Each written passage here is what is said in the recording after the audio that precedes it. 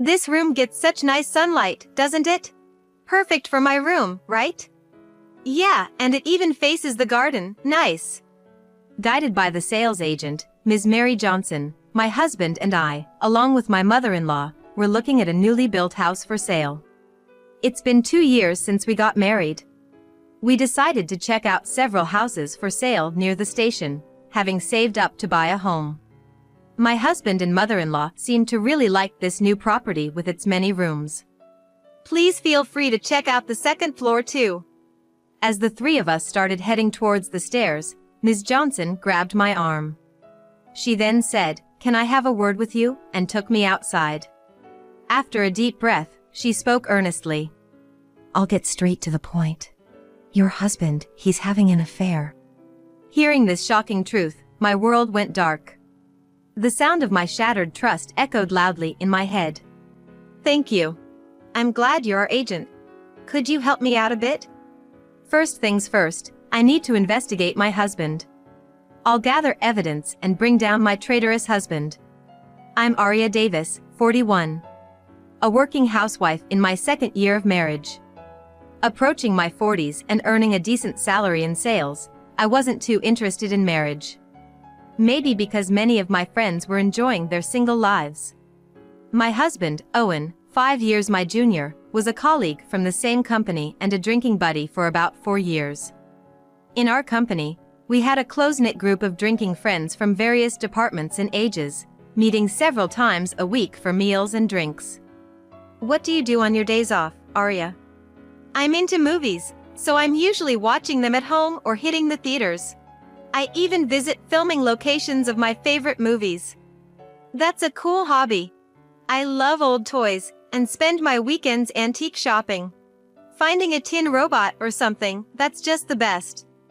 Our hobbies were different, but both my husband Owen and I cherished our alone time. We really clicked in that we didn't conform to others outside of work and prioritized ourselves. Once, Owen invited me out for drinks to discuss something. "Aria, would you consider dating me, with marriage in mind? I feel like with you, we could both respect each other and enjoy life." "Really? I mean, I do feel we share similar values, but you know I'm 5 years older, right?" Owen said he never felt the age difference, and like me, he wanted to respect each other's hobbies and didn't want kids. Every time someone asked me about marriage, I'd say, I'd consider it if having kids wasn't a requirement. I'm not ready to be a parent myself, so no kids for me. But having a life partner would definitely be more fun, right? I already had a good impression of Owen, and his perspective wasn't bad. So, we tried dating, and it was surprisingly comfortable with just the right amount of space. Pressured by Owen and our drinking buddies, we got married 6 months later. I lost my mother in my 20s, and my father 2 years before our marriage, so there was no one to oppose it. Owen always said, "My family is fine with it," but his mother wasn't too pleased with me being 5 years older and not wanting kids. "At your age and not even planning to have kids." At our first meeting, mother-in-law was quite outspoken, which honestly surprised me. I was honestly surprised. I thought my husband had talked to her and that she was okay with it. In contrast, my father-in-law was truly happy about our marriage. "My wife and I have been separated for a year due to some reasons. So, don't mind what she says and just be happy together." His words were a relief, especially after my mother-in-law's remarks. It seemed his parents always had different values and often argued, and last year, he finally declared he wanted a divorce. But when his wife begged, they avoided divorce by separating, with him paying for 2 households. After the meeting ended and it was just the 2 of us, my husband Owen looked apologetic. "Sorry about that. My mom's saying things like that. But, I guess I'll have to take care of her eventually. Dad seems to have had enough." Yeah, being the eldest son and all. Indeed, considering age and income, it seemed likely that the burden of care would fall on my mother-in-law. With a slight unease, we began our married life. After getting married, we started living in Owen's apartment. He had a dream of buying a house and creating a room for his collection, so we wanted to save up for a down payment. My husband's apartment was very close to mother-in-law's. Welcome home. Let's have dinner together.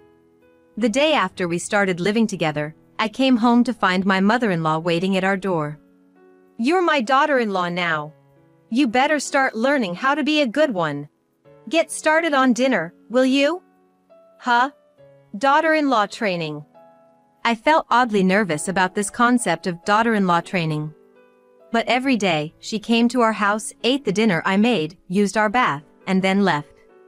The training involved complaints about my cooking and housekeeping, annoying remarks like "Don't you want kids?" or "You can't do much for your age, can you?" Was enduring such treatment supposed to be part of daughter-in-law training? Hey, can you tell your mom to stop coming over every day? While it wasn't anything major, this daily routine was taking a toll on me mentally. Just seeing mother-in-law waiting at the front door was disheartening.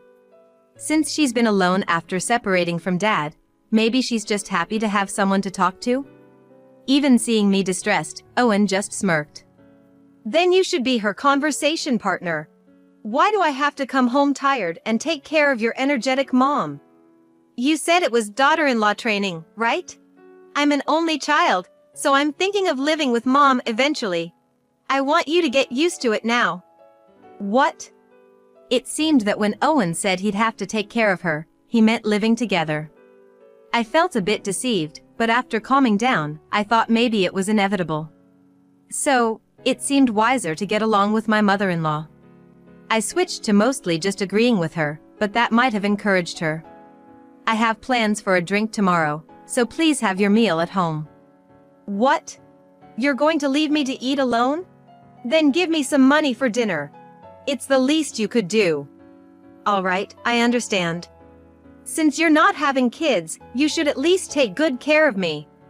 It felt more like I had become my mother-in-law's personal caretaker than undergoing daughter-in-law training. Lately, if I came home late, she would call repeatedly, and if I said I had plans, she'd ask for dinner money.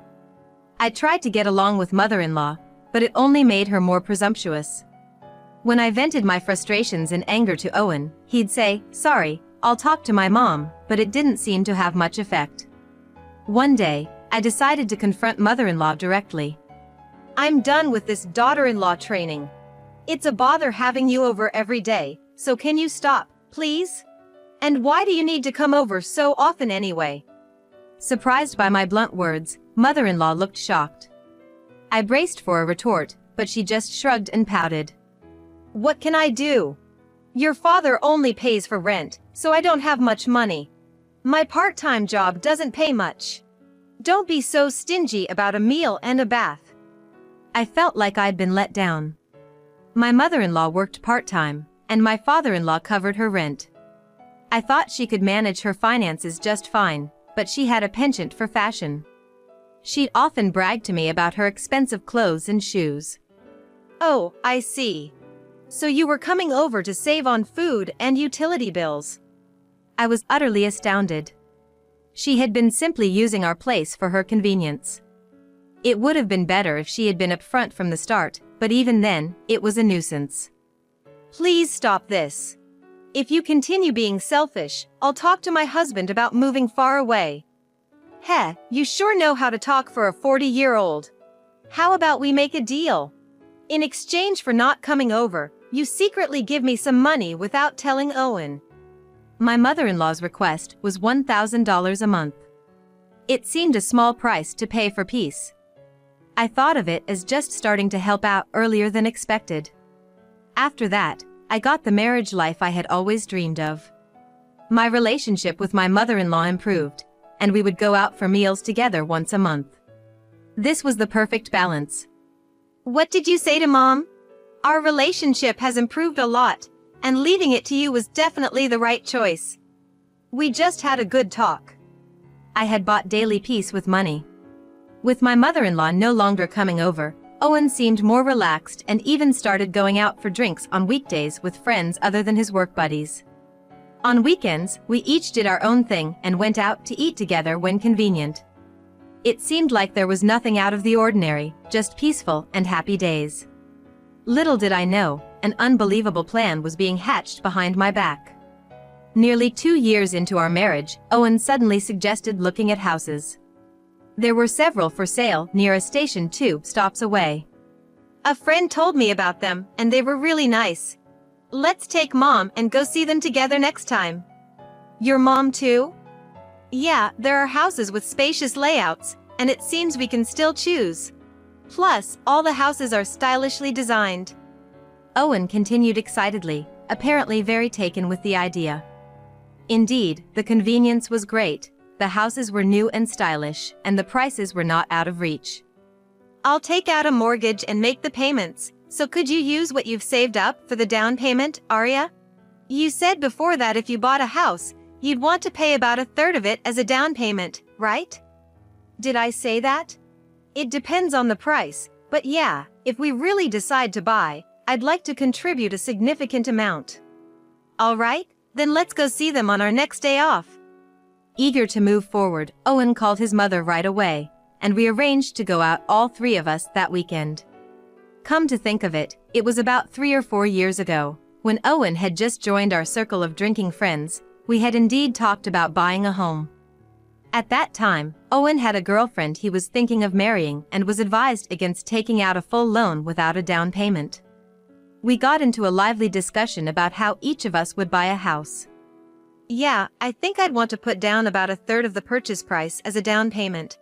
Oh, but if I were living alone, maybe buying an affordable used condo outright could be an option. He remembered well something I had said casually in the moment. I never talked about my savings, but I wasn't opposed to considering it, depending on the price. If Owen was taking on the remaining payments, that might be a good idea. Anyway, touring properties sounded fun, so I was getting excited. We made a reservation online and went to the housing complex with his mother on the day. The sales agent guiding us around the venue seemed to have a moment of surprise when she saw my husband and me, her eyes widening as if she recognized us, but she quickly composed herself and greeted us. Hello, I'm Mary Johnson, your agent for today. Please let me know how I can help you. We'd like to start with houses that have more rooms. You have ones with at least 4 bedrooms, right? Yes, we do. Let's start there. Owen was particular about having more rooms because he wanted his own collection room and to have separate living spaces for his mother and us. His main concern was having an independent room on the first floor. The first property we entered, the one with the most rooms, seemed to catch both Owen's and his mother's fancy. It had an additional room following the living room, and one more separate Japanese-style room. This room gets such nice sunlight, doesn't it? Perfect for my room, right? Yeah, and it even faces the garden, nice. The garden wasn't very large, but opening the windows revealed a lawn that gave a sense of openness. Though slightly over budget, it was not a bad candidate. Please feel free to check out the second floor too. As the 3 of us began heading towards the stairs, Ms. Johnson took my arm. She said, "Can I talk to you for a moment?" and led me outside. Excuse me, but weren't you in the volleyball team at T Middle School, Ms. Smith? Excuse me? Yes, Smith was my maiden name. My maiden name was Martinez. Don't you remember? Wait, Mary?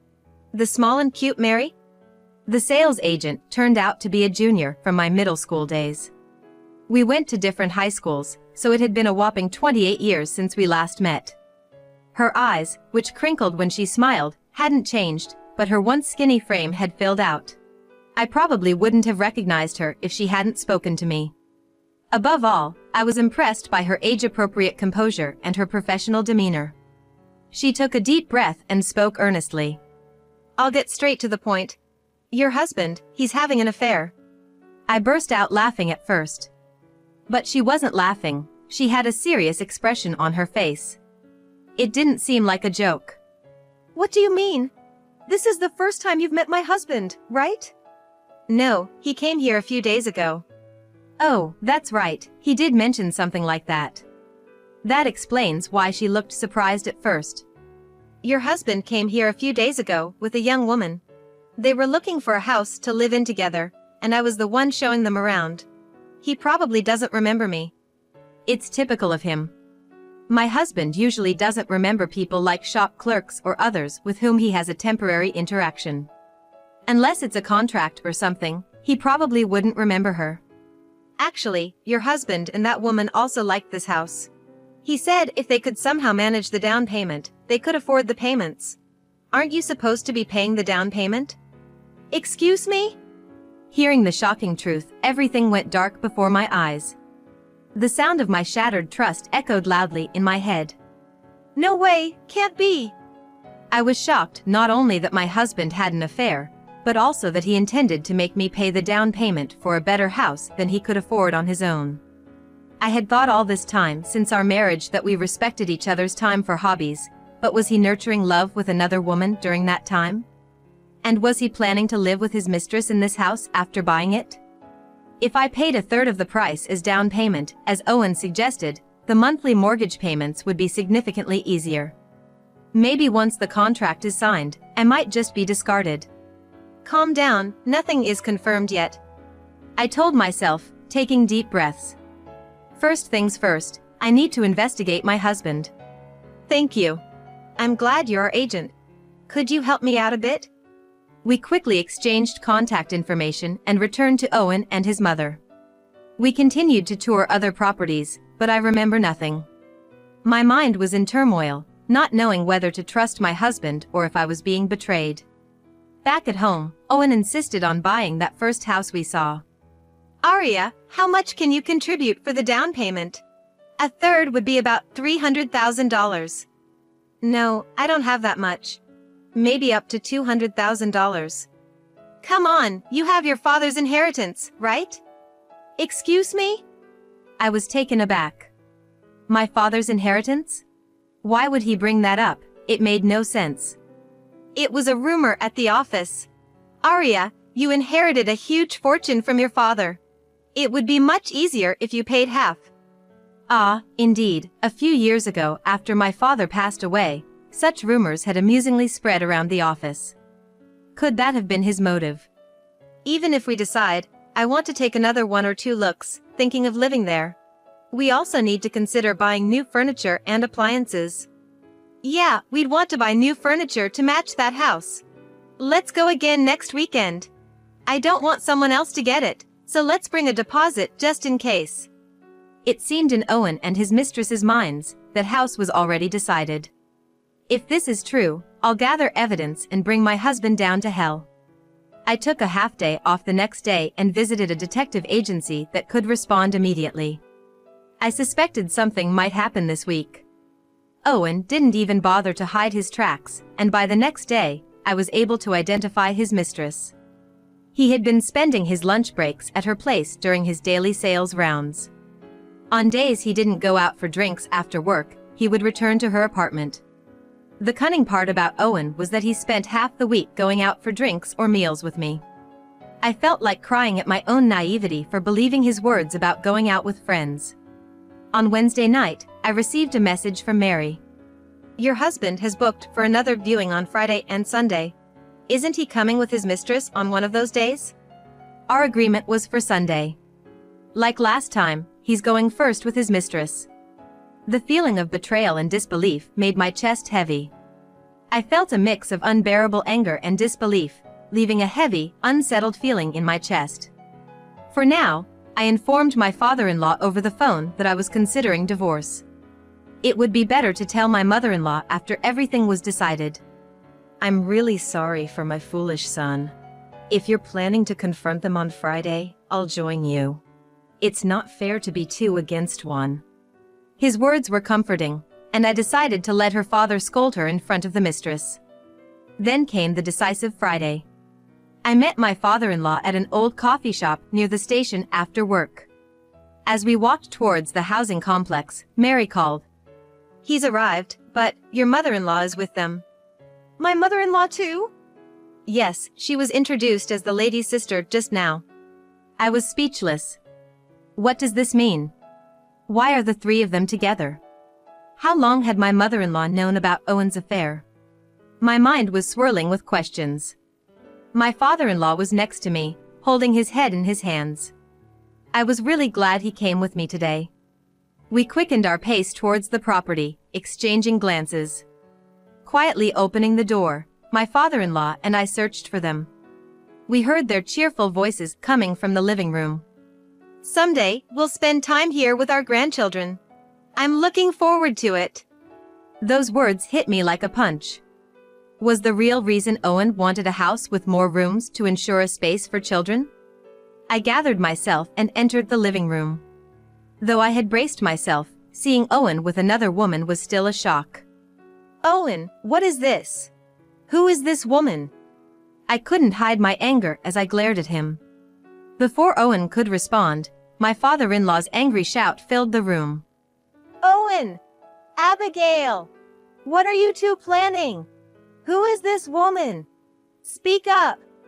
Owen jumped in surprise, uttering a yelp when he saw me and my father-in-law. My mother-in-law trembled, then collapsed to the floor, looking up at us. You! And Arya, why are you here? Owen must not have expected his affair to be discovered. Nor could he have imagined being confronted with both his mother-in-law and mistress present. Sorry, ma'am, I told your husband that you were here with your family. His sister, right? Mary's superb acting impressed me even in such a situation. Owen and his mother-in-law just hung their heads, saying nothing. You were planning to make me pay for this house's down payment and then discard me, weren't you? To get the house in your name and pay off the rest of the mortgage. That woman there, she's Eleanor, the one you were previously thinking of marrying, right? How do you know all this? I hired a detective agency. They recorded your unbelievable conversation with her. We should have had this conversation at home. I played the recording from a family restaurant conversation for everyone. It contained Owen's despicable words, "Sorry for making you wait 2 years.